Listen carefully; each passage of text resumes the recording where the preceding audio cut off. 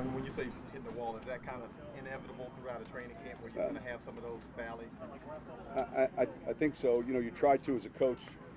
The key is the correction then, right mid stride, when all of a sudden, you know, whether things are going well for your side of the ball or the other side, you know, finding a way to respond and you know, and fighting through it. So I thought it got better towards the end there. Is that wall like fatigue? Is that? I just think, look, it's hot out here. Played the other night, practiced yesterday. You know, we got to get them freshened up and ready to go again tomorrow. Sean, what kind of goes into building quarterback center chemistry?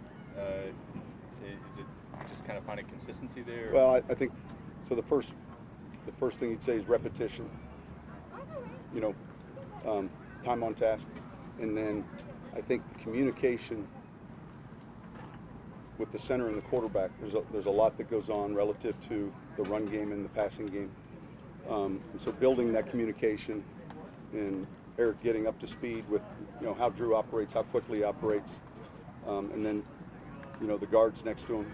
Today, another thing was, you know, it was all silent snap count. There was no cadence today, so that creates a little undue stress. You know, but we're going to be on the road in Seattle. We're going to be on the road in some of these venues where you've got to work on that, and you just can't wait for the week of the game to work on it. So hopefully, you know, that's something we can continue to improve on. That was the issue with like the Aaron snap today. Sure, yeah. Snap earlier, and that's part of it, yeah. All right, thank you.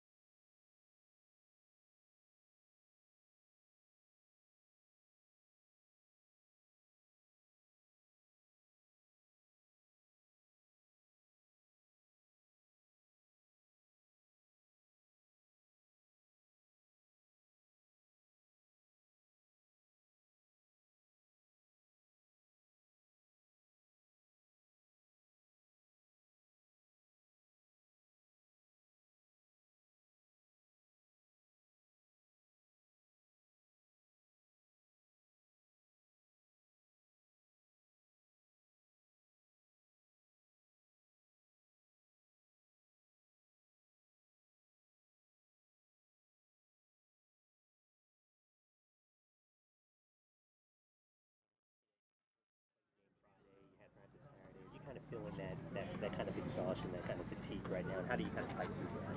It's definitely tempting, you know. It's tempting to be there, but I mean, I'm thankful to be on a team that has amazing leaders. You know, Craig reminds us every day to have fun. And if this isn't fun, you shouldn't be doing it. So even if you're a little tired, a little sore, it's still fun. It's a blast. It's a blessing to be out here. And these vets are awesome, reminding us young guys that not promised another day, not promised another opportunity. So have fun and make the most of it. Payton, what's been the kind of the steepest learning curve for you making the jump from Idaho to here? Man, there's been a lot. I mean, I'd say just overall is the knowledge and the recognition of the game. You know, these guys like AJ, DD, Alex, Sank, Craig, all these guys that have been here, they recognize plays and formations and tendencies so fast, and even the depth of the back in the game. After the first series, they're coming out talking about it. And for me, that's a jump. You know, we didn't necessarily recognize that stuff. We kind of waited for our coaches to recognize it in college, you know. So just the overall understanding and recognition, it's amazing how good they are at it. And I'm so thankful for how much they're helping me in it. You know, they're teaching me each and every day. I've been with AJ a lot, all the vets a lot, and they're just so awesome about really trying to help me develop in that area. So I'm thankful to them. Teaching you like on the field, or they come back in the meeting rooms too? Both. Yeah. Both. They do a lot on the field, and if I ever want anything off, that not one person has said no to anything. They have been so amazing, and I'm just thankful to them for that. Payton, it's kind of difficult to replicate out here in practice the speed of the game jump. Oh, did it? Yeah, did it jump? I mean, definitely, you know, everybody's out there for live action for the first time. There's no holding back because it's your teammate. It's full go. It's trying to knock the other person out. And there was definitely, it was pretty fast in there. But it was fun. I think these coaches did a great job of getting me ready. I wasn't perfect. I have a lot of mistakes I have to clean up, a lot of technique and responsibility errors. But at the end of the day, I was out there, I was having fun, and I'm just thankful to the coaches and the vets for helping me get there. Hey, which special teams units have you been working on? Everything but field goal. So everything but field goal I've been working on, trying to get better at. Coach Rizzi has been really drilling those in with me and really coaching me up well as everybody. He's an amazing special teams coach, and getting to work on those has been really fun. It's common for rookies to see a path to the roster on special teams. Has this been something new for you? Something you've had to kind of learn here, working on those different kinds of teams? I started on all 4 special teams, at least for 1 season in college. So I've gotten reps at it, but again, just like defense, everything's a different speed. The technique is a little different. Everything's a little faster, a little different rules. And so adjusting to those and learning those has been, it's been a challenge and it's been fun. You know, it's exciting, and I was thankful for all the reps I got this last game, for all the reps I keep getting in practice, and I'm just excited to, like you said, keep working to show I can make this roster on that. How do you balance the kind of physical exhaustion, mental exhaustion, trying to kind of learn all that stuff while you're physically tired? Like, how does that kind of work? You know, I got to get my Bible study in every day. If I don't, then I'll be ornery all day. So first start with the Lord, and He helps me through that. Next, just getting to be with, talk to my wife for the little time I do with FaceTime, my dad, my mom, my little brothers and sisters. Kind of having that little, source to both lean on, talk to, and have encouragement from, and also just to kind of relax and get away from the football world for a little bit. I mean, as DD says, you gotta let the game breathe. You know, there's times you just gotta let it breathe, let it soak in, and so taking time to do that and spend time with my family over FaceTime or in the Word, whatever it may be, it's nice. DD as in Demario Davis? Demario Davis, yeah. Yes sir. He's awesome, great guy. Payton, aren't you usually about the last guy in from signing autographs? I'm not sure. There's a lot of guys out there that do a great job signing. I mean, even Drew Brees, who's probably one of the busiest guys in the world, is out here always signing after, and if he can, I think I can too. So I just try to stay out. These fans are, when we drive in at like 6 a.m., they're already lined up. I mean, it's crazy. The fact that they're out here, they love us so much. It's such a great fan base. I just like to be out here for them if I can. Thanks. Thank you guys. Okay.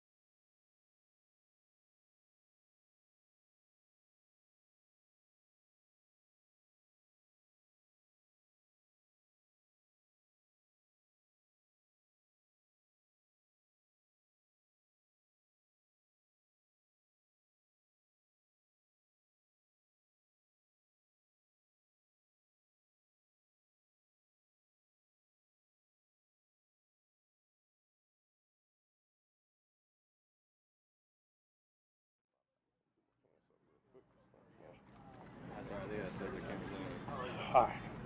Eric, how do you feel after looking at the film, considering the competition you're going against? This is pretty stout, the Vikings D-line, and for your first game in the Saints uniform. Yeah, well, first off, it was a great experience. You know, getting out there with the vets, the rest of the other guys, I really enjoyed myself. The competition was stiff, but thought I had a decent game. Of course, there's things that I can improve on always, especially technique-wise, but that's what I'm out here for. So. How did the speed of the game just kind of compare to what you were used to in college? Yeah. Did you catch up pretty quickly? Yeah, I mean, speed of the game, it wasn't a huge transition to me personally. Also, it was preseason, so I'm not sure how guys were playing it. But it felt good. Speed of the game felt good. I didn't feel like it took me long to catch up at all. Have you felt like a moment where it felt too fast, or this is different than college, or has it just been relatively seamless? First day of OTAs. You know, it was my first time out here with anybody. First day with the vets, and that was kind of like a you got to get your act together type deal. But since then, I feel like it's been pretty smooth. What's been the process of like building a relationship, chemistry with Drew? People might see the chemistry with like wide receivers is kind of easier to understand. How does it kind of work with you and him? Is it just like getting used to his cadence? Yeah, it's definitely just getting used to his cadence. You know, his quick cadence is a little bit slower than everybody else's, just because he likes to do a bigger pause to see things a little bit more, and really just the under center quarterback center exchange. You know, he's been used to a guy for the past 4 or 5 years, and with the new center, you know, it's different feels on everything. So, has it been kind of beneficial for you to get a lot of these first team reps just to kind of like understand those like Yeah. nuances of Drew? And yes, I would definitely say it's been beneficial. It's helped me out a lot, and really just how he sees things and how he prepares. I'm trying to take some of that in my game as well. What's your responsibility, Eric, with the tempo that you all play at to get the line in the huddle? Yeah. I mean, I can see you constantly doing that. Yeah, so my job is just get us in the huddle and get us to the line of scrimmage as quickly as possible because, you know, we're a huddle team. So time's running on the clock while we're in the huddle. So I got to get everybody to the line of scrimmage, make sure we're down, and then we can get the mic points and everything that we need to do to get it rolling. Is there a timing you want to get? Or is it just as quick And as it's just as possible? quick as possible. We break the huddle, boom, sprint to the line of scrimmage. Is there, obviously, the guys that you're playing next to are all here with Max Unger. Do you ask how Max did it? Do you feel like I'm my own guy, I have to do it this way? I'm definitely my own guy, but I also like to know how he did things. I mean, Max was an all-pro center. He's a guy that you definitely want to model your game after. So I ask the coaches, anything pretty much that I can do that reflects what he did, I want to know. Have you been in touch with Max at all, or has he reached out to you? I have not heard from Max. I mean, he's retired. He's probably living the vacation life. What? Yeah, in Hawaii. Eric, would you say like kind of correcting things quickly is one of your strengths? Just kind of like identifying like mistakes. Yeah. And fixing Yeah, them? I'm a big note taker and I have to get it right as soon as I mess up on it. It's just part of being a center. Is you want to get your things fixed as soon as you mess up on them. How's that just an adjustment been? Because I know you're kind of more of a vocal leader when you're at A&M, but here you are the rookie, and you've got a bunch of veterans around. It's the role reversal a little. How's that role reverse for you going? And would you eventually like to be, you know, Yeah, that of vocal course. guy? I mean, it's still been a little bit of a vocal leader just because I'm the center and I have to get everybody in and out of the huddle. So, I mean, they still listen to me, but of course they're handling the show and I'm just pitching in when I can. Good? All right. Appreciate y'all. Thank you.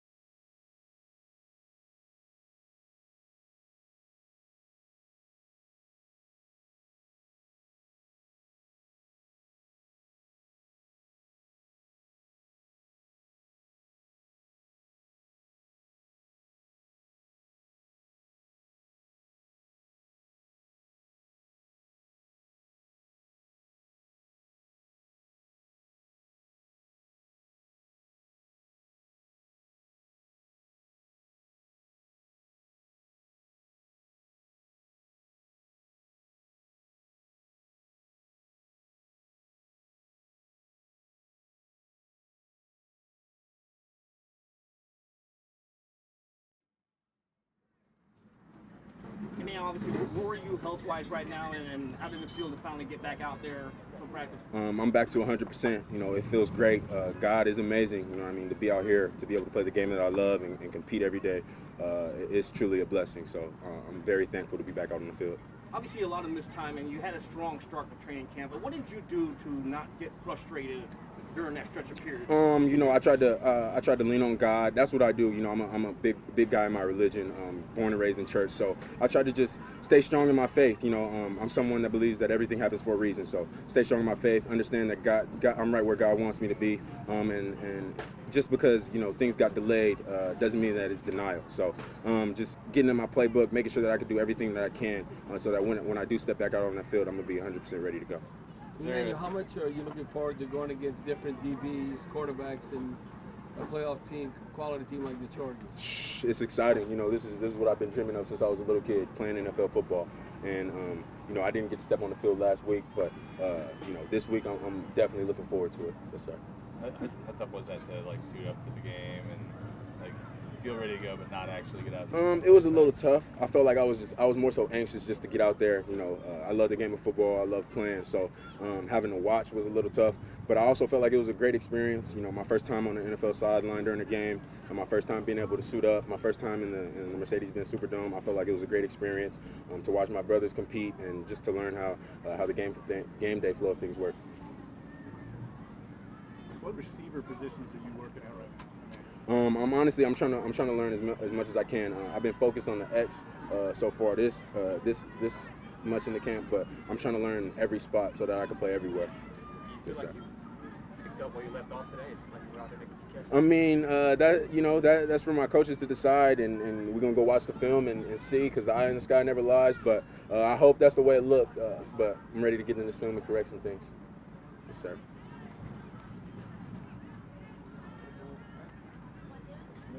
Thank you, sir. Yes, sir. Thank you, guys.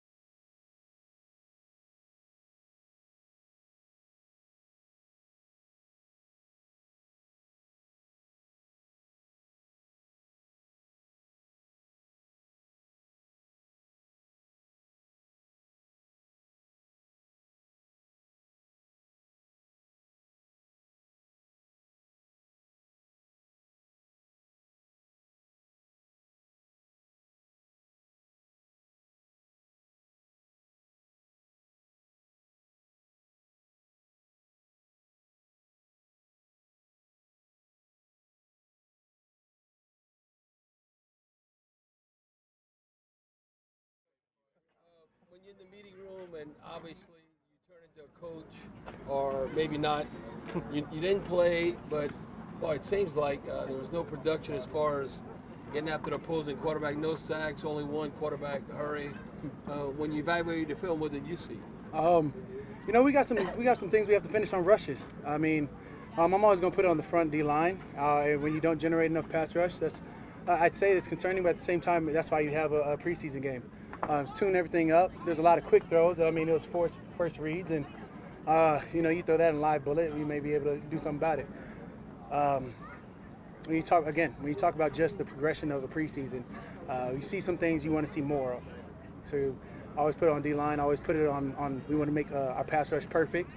So we get in the game, it's going to be, when we get to live season anyways, real season, it's going to be exactly where we need to be. Cameron, what do you think of the way Porter Gustin wears his shorts? You say anything to him? I don't know. He's like a late 90s kid, right?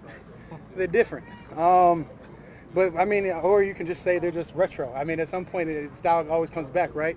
He half cut off shirt, short shorts. He's coming straight out of the program. I'm going to leave it there. Sean said he felt like y'all kind of hit the wall today a little bit because of the heat, the game, the practice. Do you feel the same way, or do you think you were okay today? Look, in every training camp, there's got to be some stress. He created a stress level today that you had to face and make it through full adversity. In a training camp, there's supposed to be some sort of high level of stress. You go 3 practices in whatever amount of time we've done, or 2 practices in a game. This is something that you want to put on yourself to not only stress your mind but stress your body as well. So you know when you're under duress, you have something to rely on. How do you feel that everyone responded to that? I think we had a high level competition today. You know, when you talk about practice, every practice is going to take its own form. Every game is going to take its own form. But I think everybody comes out with that right mentality, trying to find that 1% we're going to get better. Guys may be banged up, maybe sore, maybe whatever. But at the end of the day, if you find one area to get improved upon, whether it's the mental aspect of the game or physical, then we're headed in the right direction. Does every member of the defense have its own secret handshake now? I don't know. If you go through the DBs, they probably do. You go through D-line, we're pretty solid. I mean, at some point, you know, you probably got to cut down on some of the time before games or whatever. But at this point, it's just about being as close as we can together. It's about that camaraderie aspect to it, and I think we trust each other enough to not only have handshakes, but it wasn't forced. Everything's just natural right now. Yeah, that's kind of what I was leading into. It seems like y'all are pretty close.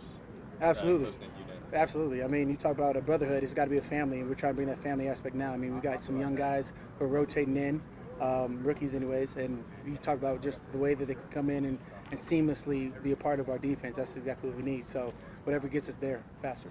You trying to be Marcus's football father over there? No, not at all. You talk about Marcus Davenport and just his ability. He's got a lot of things that he wants to do mentally. And it's all, I'm trying to tell him, sometimes it's not about thinking so much. It's about just going out there and physically performing.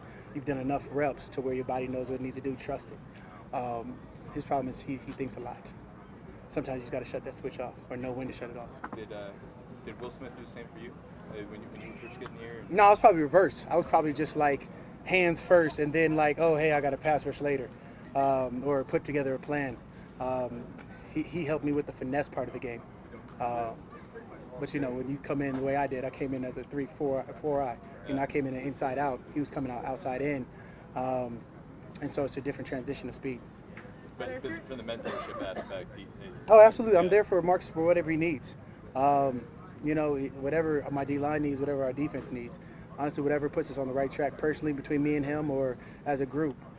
It's all towards the same aspect of winning a championship and trying to be the best that we can be. Are there certain vets that seem to take it upon themselves to carry over the camaraderie from the year? I don't know if they take it upon themselves or that's just who they are. You talk about guys like Craig Robertson, and you can feel that energy that comes with him. You know, you got a guy like Chris Banjo, you feel energy comes with them, and that automatically helps other people gravitate towards them. You talk about Double D, Demario Davis, and he's just, I call him an old soul. I'm pretty sure he may be older than me, younger than me. I'm not even sure anymore. But, you know, he has that old teacher's mentality to him. So he's playing at such a high level, but he commands respect. And when you have something like that, you're able to gravitate towards them. And me, I'm here for whatever you need. I don't try to assume any role but the role I'm in.